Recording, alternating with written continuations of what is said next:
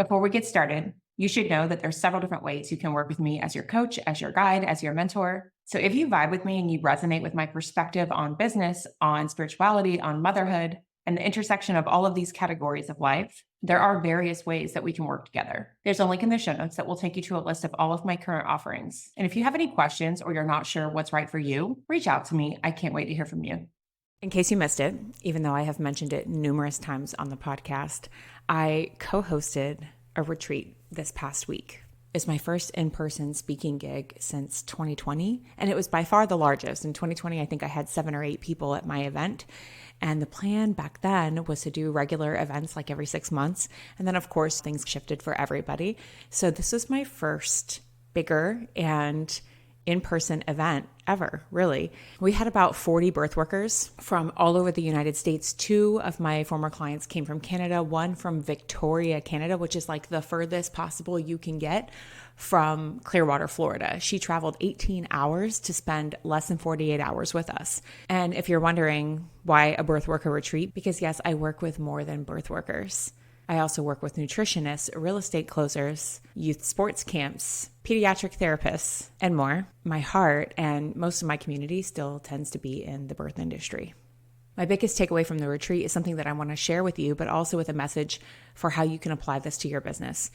And that is the impact that my work, and more specifically, my podcast and my voice, is having on real humans. I don't remember how many people at the retreat came up to me at various points before, after my segment, and said something along the lines of, I hear you in my ear when I love your podcast because I've been listening to your show for so long and I'm so glad to finally meet you. I had no idea that my podcast was helping these individual people. They've never mentioned it. They've never perhaps written a review. They've never messaged me. I had no clue. And side note, if you really enjoy my show, you are welcome to tell me because it lights me all the way up, especially as a projector in human design. That feels like recognition to me. And that recognition, being seen, being heard for a projector is like panty dropper.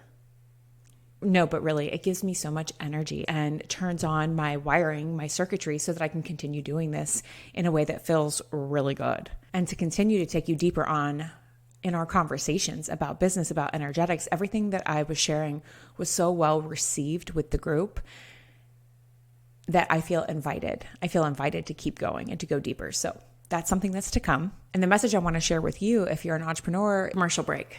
HoneyBook. I've got to tell you about HoneyBook. So I know what you might be thinking, just because I have an online business and a podcast and I do a lot of this myself, that I must be super tech savvy.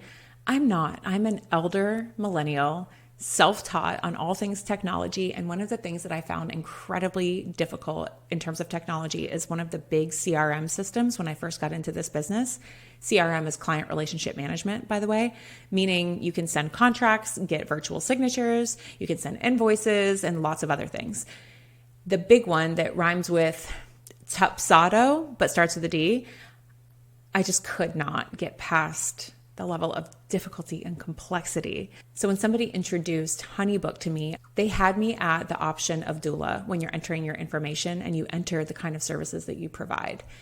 So for several years now, I've been using HoneyBook as my client relationship management system, where I send contracts, send invoices, and manage those one-on-one private client relationships. My affiliate link is in the show notes. I would love it if you'd give it a trial run and see if you like it. And if you do, let me know. If you have any questions, as always, reach out. If you have any kind of business online, you may be out here wondering, especially if you're newer or you're within, I don't know, the first several years really of business. I've been in this online space since late 2017. And I still have moments where I wonder if what I'm doing is actually working. If the stuff that I put on my vision board in 2017 about empowering women, helping people, helping women, all of these phrases that I took off of Pinterest and pinned on my vision board, having no clue how it would ever happen, I still have those moments of wondering if it's actually happening. And for you, that might look like maybe the algorithm isn't pushing your work out there, or your engagement is very low on your social media, sometimes non-existent, or only a couple people signed up for a program that you're offering, or you only have a couple of reviews on your podcast or on your Facebook business page, or testimonials from work that you've done. And usually it's because you've asked specifically for them. The reality is there are people watching, there are people listening, there are people reading, and there are people being incredibly impacted by your work, by your voice. The thing is, most of them just don't tell you. They are busy, they are lifing, and sometimes they just don't think to tell you. So while yes, I thoroughly enjoy chatting back and forth in the comment section of one of my reels or one of my posts, yes, I enjoy talking to you. I hope this is a reminder to you, as it was to me last week, that social media engagement or the number of reviews that you have for your work is not the indicator of success. If you enjoyed this, please tell me. I would love to hear it. I would love to hear from you. Write a review, send me a quick note, send me a quick email, send me an Instagram DM. Let's normalize telling people when their work helps us or inspires us, shifts something for us, or moves us. So my challenge for you, and I'm going to do it too as this episode is coming out, is to take a moment sometime this week and let 5 businesses or people know that they've helped you or inspired you to do something different or shift something. That how has their work impacted you? Write a testimonial, write a review for their podcast, comment on their work. Because unless there's somebody like Beyonce, I would imagine that they're probably somewhere wondering something very similar to what you wonder sometimes is this actually working? Is this actually helping people? Do people actually enjoy this? Am I creating impact? So can we normalize telling people that they are creating impact and they're doing a good freaking job? I also want to share with you a little compilation of clips from videos that I took on the last, 30 minutes of the retreat. I was walking around with my phone asking people what their favorite part of the birth worker retreat was, and they shared from their hearts. So I put together this really cute video of about 14 out of the maybe 40 attendees, because that's all I could get to this time. Mental note, next year, I'm going to be doing this throughout the retreat so that we have everybody's feedback. If you're not in the video and you were at the retreat, I'm sorry, I didn't get to everybody because I ran out of time. If you'd like to send me a video, feel free to send it to my email or send it to me in Facebook Messenger. Have a great week. So what was your favorite part of the retreat? Well, I remember Darcy always saying you have to put yourself in the room with the people that's going to change the most about your business, and this is what I did.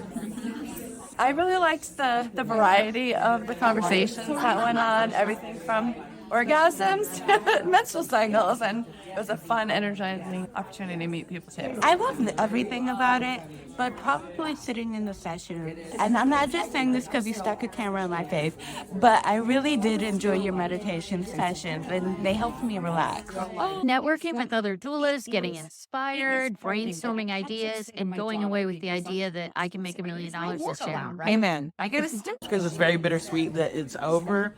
I'm just excited for next year to come back and do it again. And I just love the whole thing. Okay, so this is going to sound, I don't want it to sound funny, but meeting you, like I did not know you before here, but felt connected in. I believe in like things happen to you when you're ready for it, and I think I'm needed to meet you. My favorite part of the retreat was getting together with like-minded individuals, all working toward a goal of serving and honoring our bodies, honoring each other, and just so fun. Favorite part was probably meeting you and Darcy and Jody and Caitlin all in person. And seeing you guys in person and get to hear you speak live was a huge game changer. My favorite part. I loved meeting all the other doulas and birth workers, but I loved meeting all of you in person. I meet you on Instagram and Facebook, so I loved actually seeing you guys in person. It's awesome. My favorite part of the retreat is that this is a lot different than other conferences or different sections. Like where we talked about the mind and taking things in a different direction, business in your way, not what society says, utilizing your powers, and orgasm, and all of that. We're going to say that now. Business is all about like to get out there and break things. My most impactful moment during the 2024 There's a video. birth Yeah, worker so retreat I looked at was I connecting with other women doing empowerment things. he saw that. It was like, My favorite part of the retreat was definitely connecting with all these perinatal specialists from all over the country and listening to the panelists. You guys, your authenticity and sort of practical advice has been invaluable. Connecting with all of the doulas that I have met over Zoom and Facebook for the last year and a half and getting to be interviewed with them. Awesome. I think networking and getting to see everyone in person, because I've seen them virtually for so many years, that now like actually putting their face and their personality into real life. It's been awesome. What I loved best about the retreat was the Florida winter. Just kidding. The after hours, the candid conversations, the helping, the women collaborating and not competing. It was beautiful.